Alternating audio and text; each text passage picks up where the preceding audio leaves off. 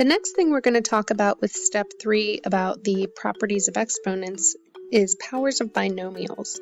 Very often when anyone sees a binomial raised to some power, for instance, the 5th power, like this first example, people always want to just take that exponent and apply it, but that's not allowed. You can't do it that way.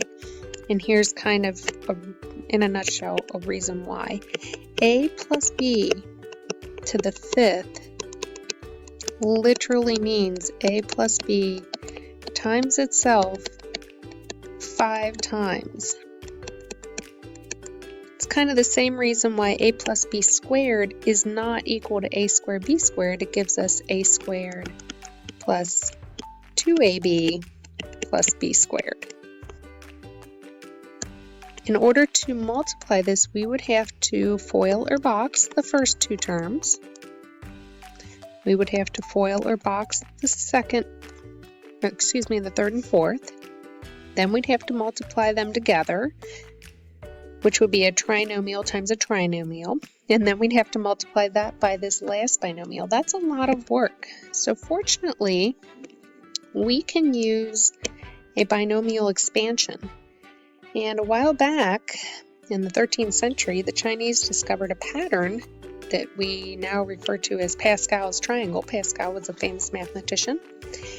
And the rule is, he built this triangle, and these end up being the coefficients of the expanded binomial a plus b to the n. Let me show you what I mean. A plus b to the 0 is just 1. So remember, anything to the 0 power is 1. Anything to the 1st power is just what you see, a plus b. Notice the coefficients here, 1a, 1b. A plus b, the quantity squared. If you think back to when you FOIL, that gives us a squared plus 2ab plus b squared. Look at our coefficients again. We have 1, 2, 1. 1, 2, 1, and so on. By using this triangle as our coefficient guide, we can now expand any binomial of this form. So building the triangle isn't really too challenging.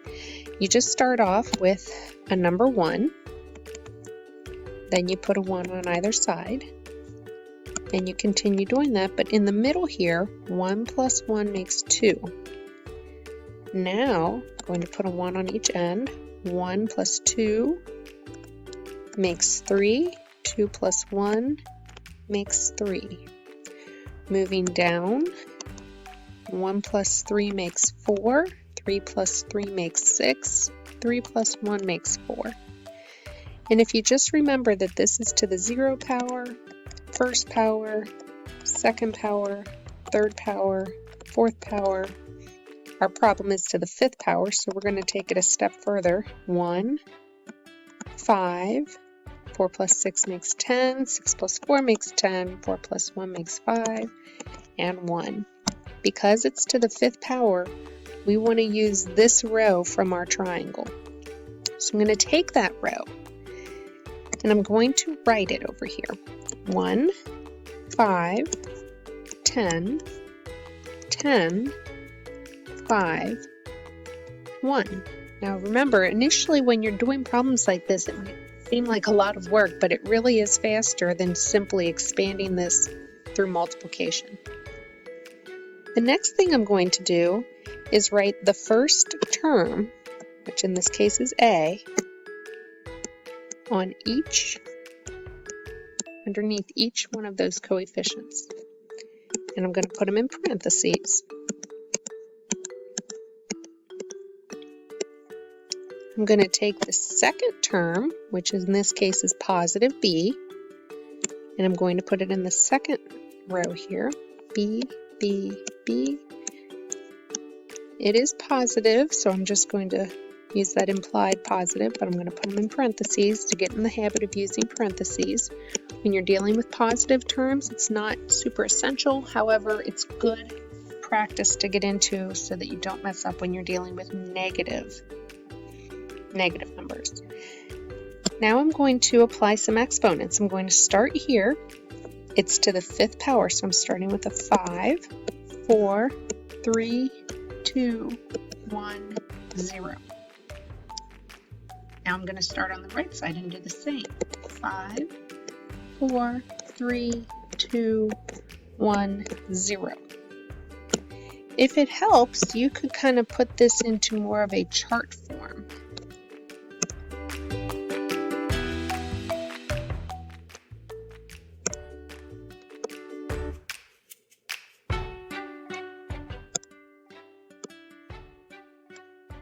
I'm going to pause the video while I finish my chart. Now, one thing to remember, anything to the 0 power is 1, so b to the 0, that's just 1. A to the 0, that's just 1. Those two boxes will always become 1s when we're doing this process. And now we are just going to multiply down each column. 1 times a to the 5th times 1 is simply a to the 5th. 5 times a to the 4th times b to the 1st gives me a positive 5 a to the 4th b. Next I have 10 a to the 3rd b squared.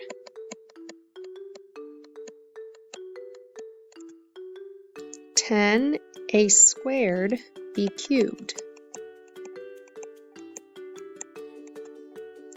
5 a to the 1st b to the 4th.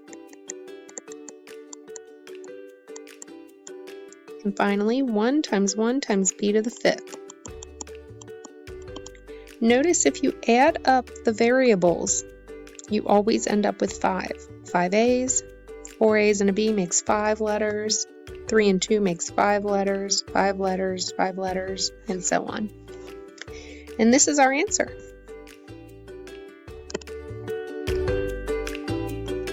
That is literally what a plus b to the 5th equals. Go ahead and pause the video and try this next one. I will help you get started. Remember, we were at 1, 5, 10, 10, 5, 1 with our triangle. We're going to need to take it one more row. 1, 6, 15, 20, 15, 6, 1. This is the row of coefficients we want to use. And one critical part is to remember to keep x in parentheses and -4 in parentheses, because when you're raising a negative number to a power, it's going to have an impact. Right, let's take a look a little closer at this chart to see if you got the right answers. Notice we started out with our coefficients from the 6th line of Pascal's triangle. I listed the first term in the next row, the second term in the next row. My exponents decrease and then they increase right here. I also made this third row a little bigger, and I went ahead and simplified each number in this row. So -4 to the 0 was 1, -4 to the 1st, -4 squared made 16, and so on. Having these numbers worked out made it a little bit easier to multiply down the column. So as I went down this column, 1 times x to the 6th times 1 is x to the 6th. 6 times x to the 5th times -4. Well, I'm doing 6 times -4 to get -24 x to the 5th. 15 times 16 is 240 x to the 4th, and so on. 20 times -64 times x cubed. So even though we're going down the column, I'm actually taking the first number and the last number and multiplying them to get my coefficient, and then I'm putting the variable with it. And it goes all the way across the table. Let's try this next one together. Now we have some extra coefficients, so we're going to need to take that into account. We need the fourth row of Pascal's triangle. In the interest of time, I'm just going to go back up to this pre-printed triangle and grab that row. 1, 4, 6, 4, 1. That's the fourth row. So that's what we need here. 1, 4, 6, 4, 1. I'm going to give myself plenty of space. Notice when it's to the fourth power, we end up with 5 columns. I'm going to have 5a going across this row.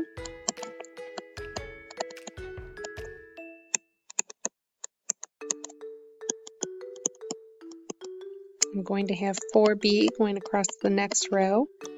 Again, since I have more complicated terms this time, I'm leaving a little bit of extra space because I might need it. I think my pen battery is about had it. I'm going to go from the fourth, third, second, first, 0, 4, 3, 2, 1, 0. Those terms are going to cancel, of course. And again, if it helps you keep things a little organized, go ahead and create your table. It helps you to draw those lines in. There's nothing wrong with taking an extra moment to just get those drawn in. All right, now we are ready to multiply. 5 to the fourth is 625. A to the fourth is a to the fourth. We're using that power of a product property of exponents. 5 to the third, use your calculator, is just 125.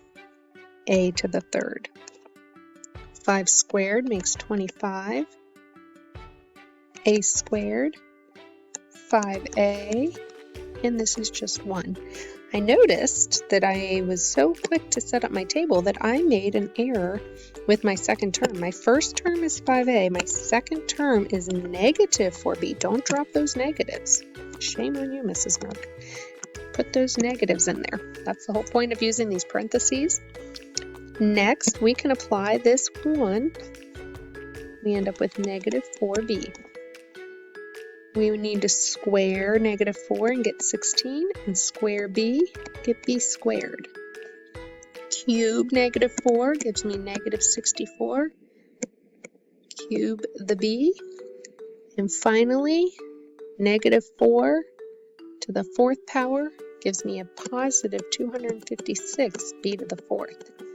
Now that I've simplified all of these terms, I'm now ready to go ahead and just multiply down each column. Again, I'm going to be taking the first constant and the last constant, multiplying them together, and any constants along the way, and then I'll put my variables.